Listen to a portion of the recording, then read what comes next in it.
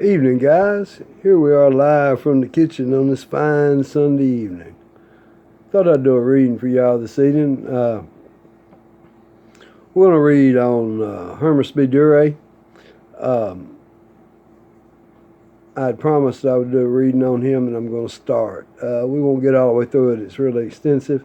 The reason we're going to do Hermus Duray is because there's in the Madigan video, at the beginning of the Madigan video, the first hint I talk about, Gus Ristroff talks about a white hackle hen, which the big dispute is whether the Duray fowl was white hackles or not. And they're not. I know what the history was, and this is going to bring you closer to the fact. I believe, and this ain't fact, in my opinion, that when he wrote it, he was talking about the color of the hen, because she was spangled, or they called hellstone back then. Anyway, that being said, we're going to do a reading on Duray's Cox Traveling First Class Hermus B. Duray Master Breeder Cocker, and it was also written by Gus Ristroff Sr. And there's some more literature on Hermus B. Duray that we're going to get to after we do this here. We're going to do this one here tonight. We're going to start on it tonight. It's going to be several segments because it's an extensive reading. But I think you're going to find it real fascinating. You're going to enjoy this a lot. This man was he was the best in the world, in my opinion. One of two people that shaped the gamefowl industry and the strands that we have today. Their influence was more than anyone else's, by far. I've said it, and I'll say it time and time again. Most of the fowl 90% of the fowl that's successful today are carrying Hermus B. Duray bloodlines, or the Earl or Derby, or both. And I've said this, and I'll continue to say it, no matter what color they are or what they're called. I'm in Facebook jail on Facebook, so I can't share this to Facebook. Anyone that you can feel free to go ahead and share it to Facebook once you see it, because they got me in Facebook jail over an old post of a spar video, two cocks sparring in the Philippines, and I shared it and I captioned it. These are long knife roosters, boys, or something to that extent. Well, somebody found it, looked at my timeline, found it, and reported it, and there I am in the pokey. Who cares? Anyway, without further ado, we'll start the reading. The Duray's Cox Traveling First Class Hermus B. Duray Master Breeder Cocker by Gus Ristroff Sr. August and September of 1978 is when he wrote this. Harry Kearney, the son of Michael Kearney, the veteran cock trainer, sailed yesterday on the Kaiser Wilhelm der Grosse for France with 17 gamecocks, 4 brothers to those that won the main for $10,000 on April the 12th, 1913. You can imagine what the value would be today. 10 grand in 1913. Defeating the Canadian Gamecocks. Every precaution has been taken to land the fighters in France in good condition for a main to take place about in the middle of June. Instead of placing them on the deck where fowl and dogs are usually carried, a room has been arranged on the vessel where the fowl can be trained as well as if they were on land. Mr. Duray had money, he could make it happen. Besides the main in June, which is for $5,000 a side, a forfeit has been put up for another main next year for $10,000 a side. That's a lot of money back then. That's a lot of money today. That's a lot of money back then. That's like $100,000 or more back then. Probably $1 million back then. Hermus Duray, who has been very successful on the French and English turfs, owns the Gamecocks. When the Duray strand of cocks defeated the Canadian fowl, it made 17 out of 19 mains that were trained by Michael Kearney, Brooklyn Standard Union, May 21st, 1913. 17 out of 19.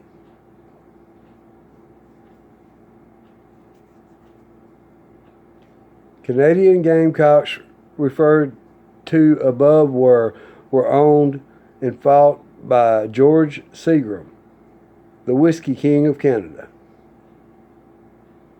Seagram 7? George Seagram? The Whiskey King of Canada. Reckon he had a few bucks. He could probably get a good one or two.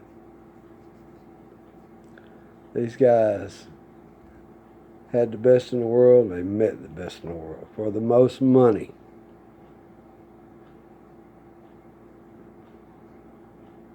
The country has produced many famous breeders, but we have produced only one great breeder, Hermus B. Duray of New York and Red Blank, New Jersey. If we are to measure one's ability by genuine success, then Hermus Duray was the master of the cocking world during his lifetime. The master of the cocking world during his lifetime. Let that sink in. The master of the cocking world during his lifetime. Now, the cocking world during his lifetime was a lot different than the cocking world in your lifetime and even in my lifetime. I've seen it change a lot in my lifetime. A lot of you younger guys won't see it change near as much. This guy here basically destroyed everything he met. He was as close to unwhoopable as it can be. Meeting the best in the world. Sailing them on a ship. Not flying them on an airplane. Not driving them in a car 200 miles. Floating them across the ocean. Wearing people out. Wearing royalty out. Anyway, let's carry on. In this next paragraph here, we're going to get into exactly what I've been talking about with Hermus B. Duray. And people calling them white owls. Okay? Let's go.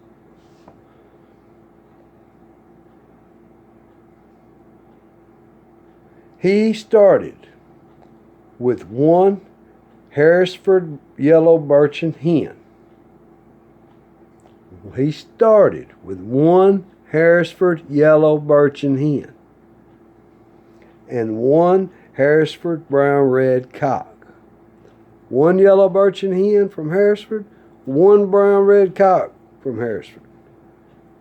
I know the story on how he got them and why he got them, and that's going to be another whole different reading because it's not going to be in this one. But it's amazing and it's funny and it's crazy. I know exactly how they were bred or how they said they were bred.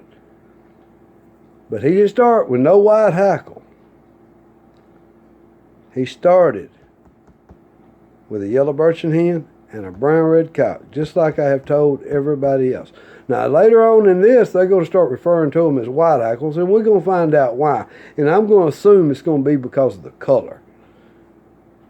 But you can have a black and tan hound that's been 13 generation black and tans registered. And if they throw a white dog with black and red spots, that damn sure don't mean he's a walker. He's still a black and tan. He's just a different color in his heart. Okay, we'll carry on. In 30 years, he met all the best cocks and the best cockers in America for sums ranging from $5,000 to $50,000 on the odd in each main. Fought 100 mains, lost one main that to the U.S. Senator Murphy, John Hoy feeding of Troy, New York. At the time when Duray's feeder, Michael Kearney, wanted to pay the forfeit due to the cock sick with the roup, included Duray's mains won. There were two mains or 10,000 against Colonel John H. Madigan and his great clarets, and a man for 40,000 against a main for 40,000 against the Allen Roundheads when they were the absolute champions of the South and at their peak.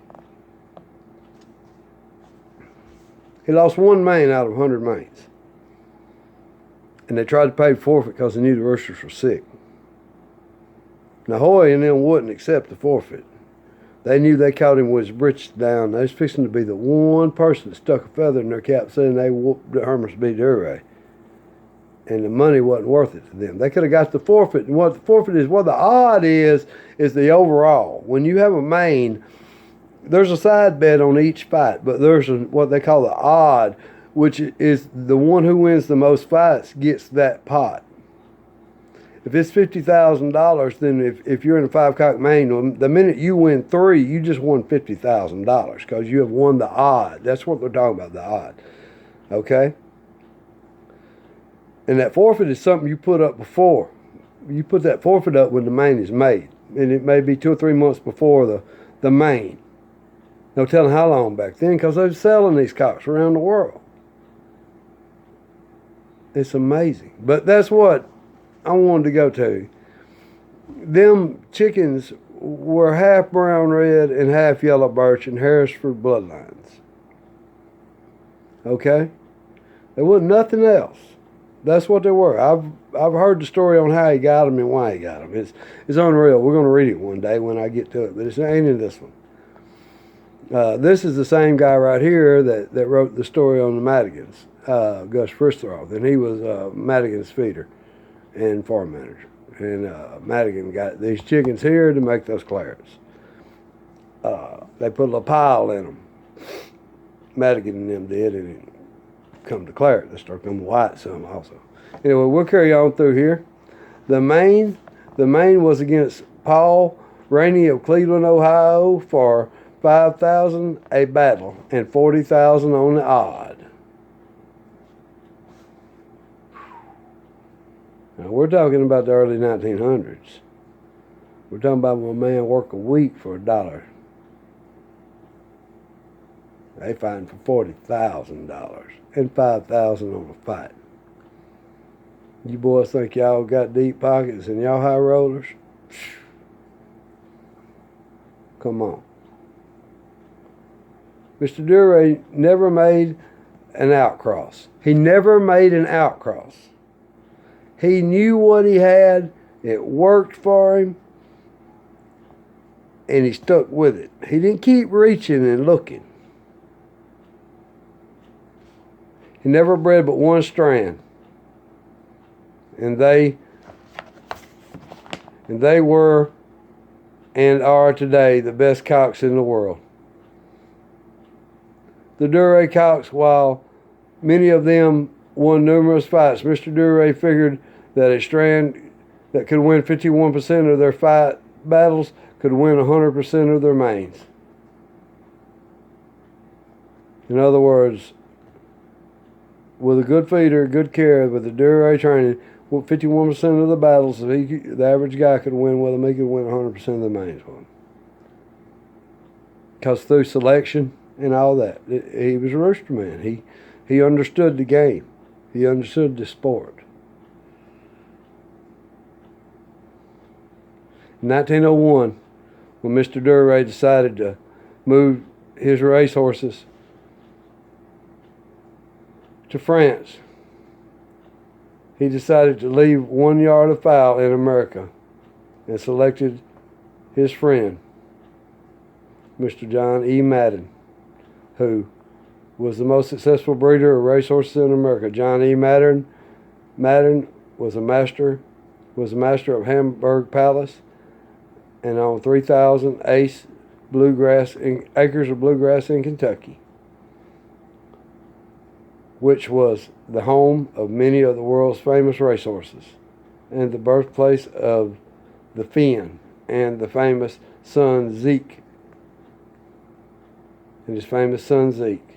Michael Kearney and his son Harry kept their jobs, same pay, $1,500 a year, make 2 or 3 trips to Mr. Madigan's estate to make the spring matings, I had to change pages, which should be the original hens and the stag out of them. Mr. Madden had 200 pens built. Mr. Madden made 5 mains with George Seagram, the Whiskey King of Canada, to be fought each year. The 5 mains. Morris Cassidy, the famous starter on all metropolitan racetracks, usually acted as an agent for Madden in making the mains. I'm going to leave it right there. And we're going to talk just a minute. We're going to be out of time. And we'll pick this up back with Mr. Duray and a 14-time winning cock he sent somewhere. We ain't going to go into that. But I want to tell y'all a little what I know about how Mr. Duray got these chickens. And I'm going to do it real quick because I'm about to be out of time. Mr. Duray had a main with a poor fella, a peasant. And it was set up through his buddy, which was the rich guy. And this peasant worked for this rich guy. A warm-up main. It wasn't for very much money. And all the royalty came to watch. It was at the beginning of the season. This peasant wiped the floor with Mr. Duray's ass. He whooped him straight 5s. It stuck in Mr. Duray's craw. He went back and told him, I'm going to buy all, I want them chickens. I'm going to buy them all. They were so good. And what it was this Hereford brown-red cock and this yellow birchen hen. And he bought them from that guy that whooped his ass. That's how he knew how good they were. And excuse my French, but I can't wait to read y'all that one. But we're going to finish this, and this is extensive. We'll finish it next time I get a chance to make a reading. I'll try to do it next weekend. See, there wasn't no white hackle involved. Now, we're going to talk about some more chickens on down the road, some different things, and on this article here. But there was not a white hackle involved. Now, what made Mr. Gus Fristroff say something about a white hackle in the beginning of the Madigan reading totally puzzles me. And we're going to find out why. And I'm assuming he's talking about the color, because they would come spangled, or what they call the hellstone. And but anyway, hope you guys enjoyed the beginning of this reading. God bless you guys. Be sure and share this, because I can't. And don't forget to subscribe. We need you to subscribe. Hit the little red button at the bottom of the YouTube page. Anyway, it says subscribe. It's free. God bless y'all. Y'all have a good evening. Thank you.